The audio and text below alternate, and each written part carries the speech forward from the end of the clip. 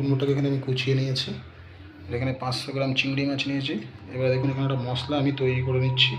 মশলা তৈরি করার জন্য এখানে আমি সবার প্রথমে ব্যবহার করছি 1 চামচ কাশ্মীরি লঙ্কার গুঁড়ো বা এমনি লঙ্কার গুঁড়ো আপনারা ব্যবহার করতে পারেন। তারপরে ব্যবহার করছি আমি একটু ধনের গুঁড়ো, তারপরে ব্যবহার করছি একটু জিরের গুঁড়ো। এই কচি চাল কুমড়োর চিংড়ি মাছের রেসিপির জন্য যে মশলাগুলো করছি, মশলাগুলো কিন্তু খুবই ভাইটাল, এইগুলো আগে দেখবেন। এখানে দিচ্ছি অল্প করে একটু গোলমরিচের গুঁড়ো আমি দিয়ে দিলাম। তাহলে কী কী দিলাম, কাশ্মীরি লঙ্কার গুঁড়ো, পারলে আপনারা এমনি লঙ্কার গুঁড়ো ব্যবহার করতে পারেন। তার সঙ্গে দিলাম একটু ধনে গুঁড়ো, একটু জিরে গুঁড়ো, একটু গোলমরিচের গুঁড়ো। চলুন এবার এটাকে আমি ভিজিয়ে রাখবো। ভিজিয়ে রাখার জন্য আমি এখানে দিচ্ছি অল্প করে একটু ভিনিগার, একদম অল্প একটু ভিনিগার, আর তারপরে দেবো টোটালটাই জল।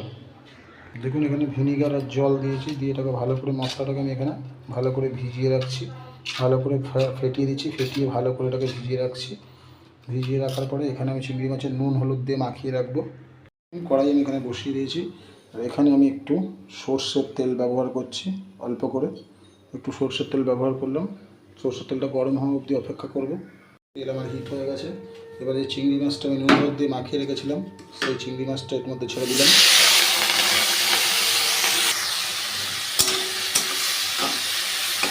দেখুন বেশি ভাজবো না, বেশি ভাজবো চিংড়ি মাছ রবাট হয়ে যাবে, অল্প ভেজে তুলে নেব।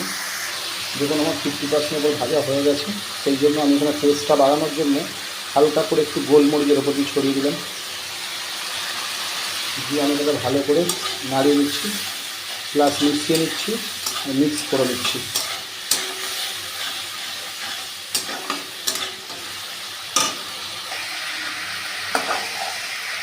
দেখুন চিংড়ি মাছ সব আমি তুলে নিয়েছি। এবার আমি এর মধ্যে যে জিনিসটা ব্যবহার করছি সেটা হচ্ছে, আমি সবার প্রথমে এখানে ব্যবহার করবো হচ্ছে 2টো তেজপাতা।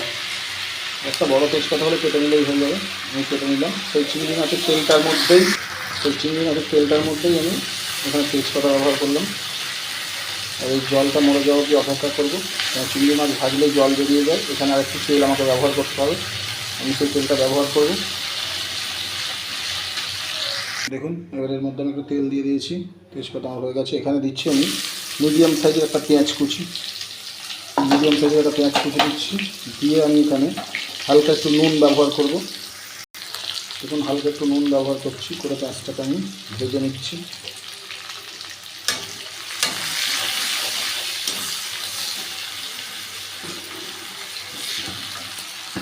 দেখুন পেঁয়াজ প্রায় হয়ে গেছে। আমি এর মধ্যে 1 চামচ আদা বাটা ব্যবহার করলাম।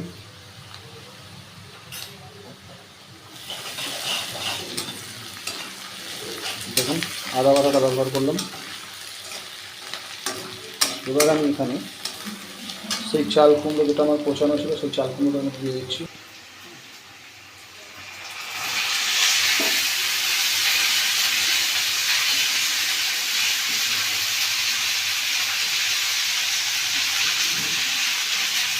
চাল কুমড়োটা কিন্তু আমি ধুয়ে জল ঝরাতে দিয়েছিলাম।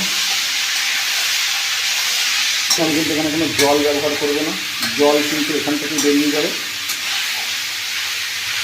জলটা বেরোবে তখন আমি যখন নুনটাকে ব্যবহার করবো, এখানে নুনটা আর হলুদটা আমি ব্যবহার করব। দেখুন আমি স্বাদ অনুযায়ী নুন ব্যবহার করলাম, স্বাদ অনুযায়ী ব্যবহার করছি হলুদ। ভালো করে মিশিয়ে নিচ্ছি, সুন্দর করে মিশিয়ে নিচ্ছি জিনিসটাকে।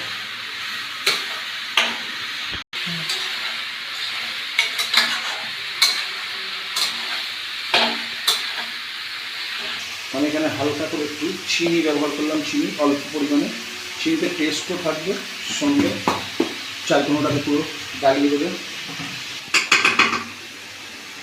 দেখুন আমি এখানে এবার এটাকে আমি 20 মিনিটের জন্য চাপা দেবো।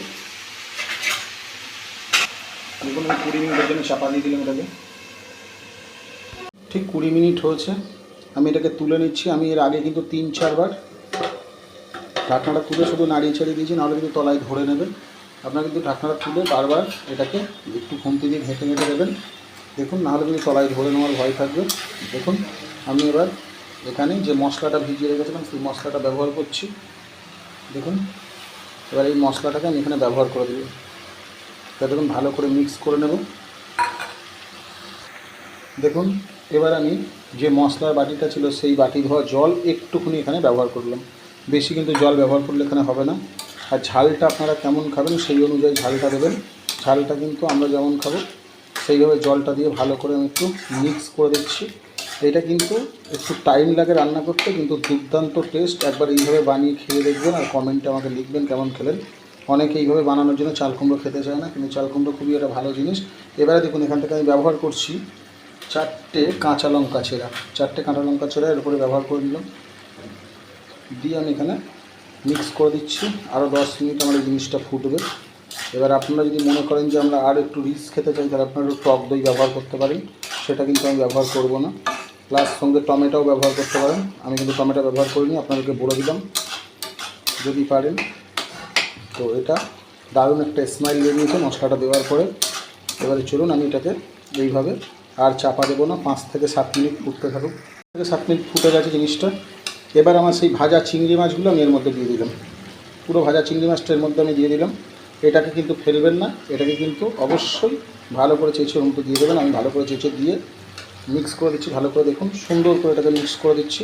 আমি এই চাল কুমড়ো 500 গ্রাম চিংড়ি মাছ নিয়েছি, আগেই বলেছি। আর এর দারুণ টেস্ট, দুর্দান্ত টেস্ট। বাড়িতে একবার না করে খেলে আপনারা বুঝতে পারবেন না, কমেন্ট অবশ্যই লিখবেন। আমি একটু ভিডিওটা দেরি করে ছাড়ছি, একটা ভিডিও লং করে ছাড়ছি, কারণ হচ্ছে এটা দেখতে বুঝতে আপনাদের সুবিধার জন্য। দেখুন এইভাবে আমি ঠিক 2 থেকে 3 মিনিট ফুটিয়ে নিচ্ছি। এবার এর ওপরের যে মশলাটা, সেই মশলাটা আমি সবার লাস্টে দেখাবো। আর একটু ফুটে জলটা মরে যাক আমার। চাল কুমড়োই জল এমনি বেরিয়ে যায়, জল লাগে না। আর চাল কুমড়ো বারবার বলছি খুবই খাটনির জিনিস, একটু করে খেয়ে দেখবেন, খুবই ভালো লাগবে। দেখুন ফুল আমার রেডি। এবার আমি উপর থেকে একটু গরম মশলার গুঁড়ো হালকা একটুখানি হালকা গরম মশলার গুঁড়ো দিয়ে আমি এটাকে নাড়িয়ে চাড়িয়ে সার্ভ করে নেব। দেখুন আমি সার্ভ করে নিয়েছি, দেখতে দেখুন কত সুন্দর হয়েছে। একটা অসাধারণ জিনিস হয়েছে। আর একবার অনুরোধ রইলে বাড়িতে ট্রাই করবেন। আজকে এই পর্যন্ত, আবার নতুন ভিডিও দেখা হবে। ততক্ষণ সবাই ভালো থাকবেন, সুস্থ থাকবেন, সুখে থাকবেন।